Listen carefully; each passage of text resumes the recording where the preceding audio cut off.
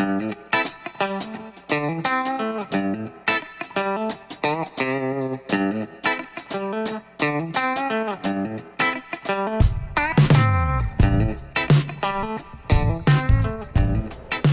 all, welcome to Wade's Orchids here. I am Wade, and we're going to start things off by looking at some what I used to call Equitana oncidiums. They are now called Tolumnias. This is a first bloom seedling here. This is a cross of Tolumnia helmet royal crossed with golden sunset, and it's a very nice flower.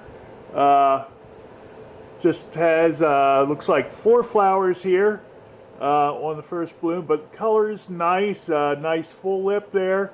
I'm hoping that we're going to have some really nice things in the future. Down below it here is here. See if I can get this to come into bloom or focus. There we are. This is a cross of D. Giuseppe something crossed with Compressicoli. So it's a half species. The flowers are a bit small. Nice long spike. But it's a pretty thing. And then in back of it here, we have got another first bloom flower. See if I can get this in focus. There we go. Oh, come on, guys. There. This is a cross, oh geez, involving red berry cross with, oh geez, what is the other one? I can't remember. Beaver Hollow, I believe. Okay, and a nice little thing there. Tolumnias are just starting to come into flower, and they're doing very nicely.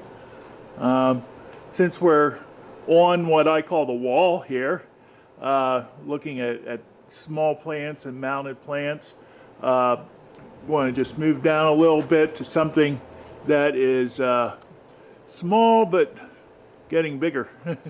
I have 2 plants here of, let's see, Dyneema polybulbin. My memory is not doing real well. But these things are sprawlers, and they produce lots of branches and quickly overtake any mount that you put them on. Let's see if we can move in here and get close up of them.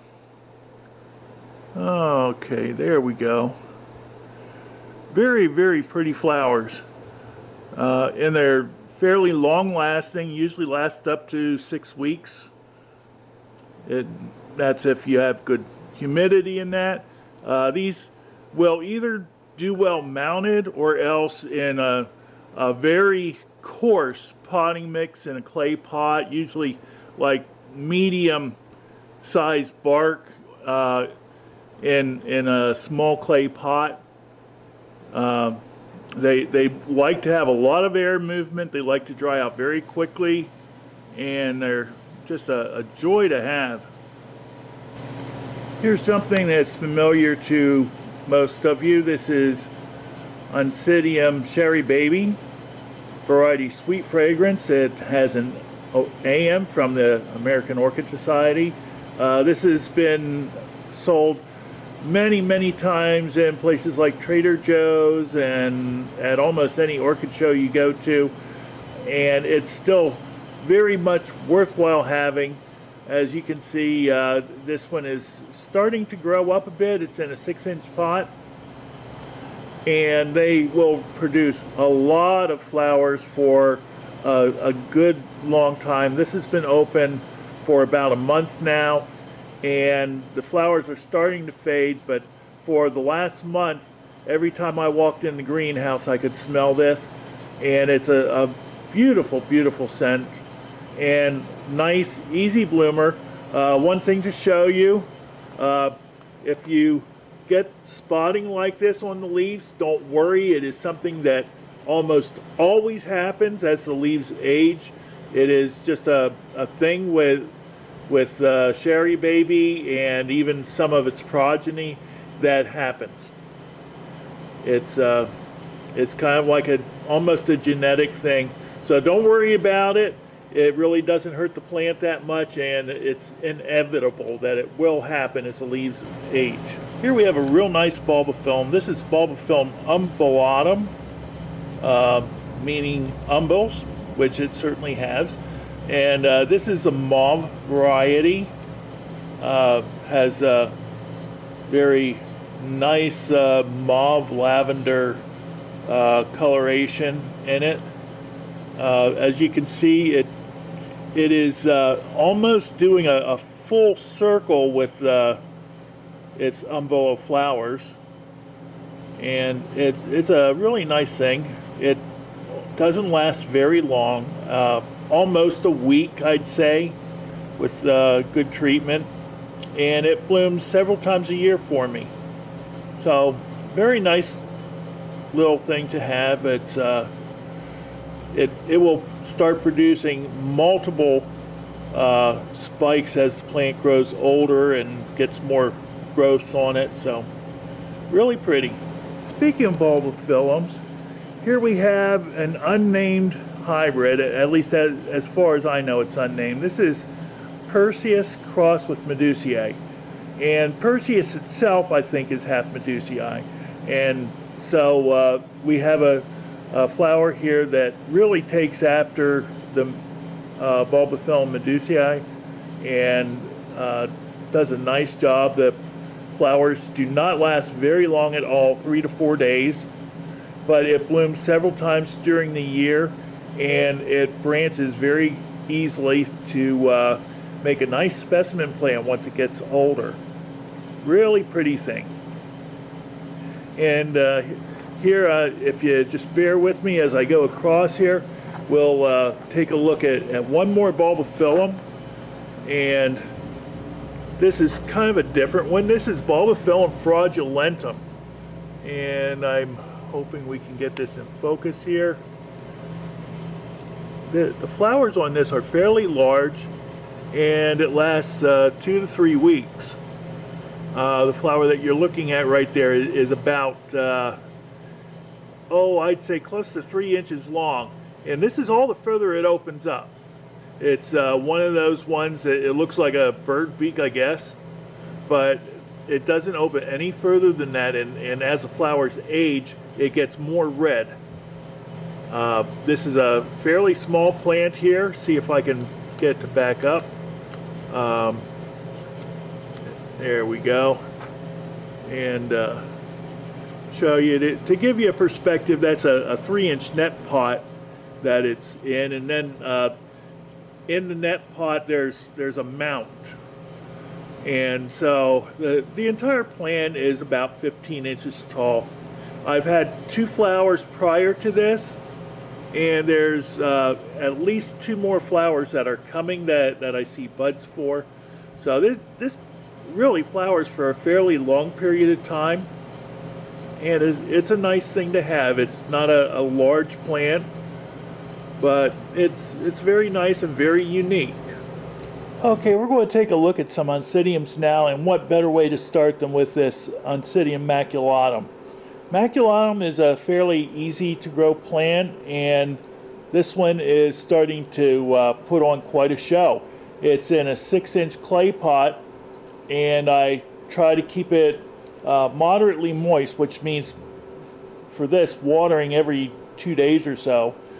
And about this time of year they start spiking and putting out nicely, sometimes branched flower spikes. Not real often, I'd say rarely branched, but one thing that it will do is put out more than 1 spike per growth. I've got quite a few of the growths here putting out 2 flower spikes, and they last I'd say about a month or so, and it's very nice species, and it's also produced some really nice hybrids. I'm going to move over here and show you one of them right now. I think this was in a previous greenhouse tour. This is Odonicidium, probably now just Oncidium, Big Mac. And Maculatum is one of the parents. You can see that the coloring is very, very similar to Maculatum. The flowers are much larger, almost twice the size. This is about close to 3 inches, I'd say, going across. And this is not a large plant. This is just a single growth plant or single lead plant. And it produces really nice flowers. And this does branch. It's got 2 branches on it.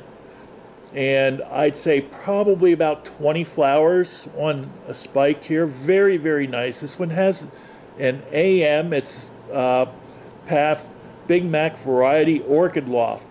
And I'm very pleased to have this. It's never been meristemmed, and it is certainly a worthy addition of any collection. One thing about both Maculatum and its progeny is they're frequently fragrant. And now we're going to go from something large flowered to Oncidium that is small flowered. This is Oncidium Twinkles here. And this is in a 3.5 inch pot, and probably, oh geez, I'm just guessing that we have about 60 flowers on that. And that has been open already for at least 3 weeks, and it looks very nice. And in addition to the white one, I have some small plants of the lavender flowered ones right there. Okay, and we'll just move along here to another. I'm going to have to turn this around a little bit. But this is a beautiful, beautiful thing that's just bloomed for the first time for me. See if I can get nice and close on this. This is a nicely colored thing, something that you normally think of as being just Odontoglossum. But this is a Wilsonera Calico Gem, and it's variety Green Valley. I believe that is Green Valley orchids because there's no green in there. But it's flowering for me for the first time on a fairly small spike. It's a small plant, and there's 6 flowers on it. Here's next to it is another one that is getting ready to open. Hopefully next month I'll be able to show you that one better. And we'll move along to the other side here and show you some other Oncidium alliance that are blooming.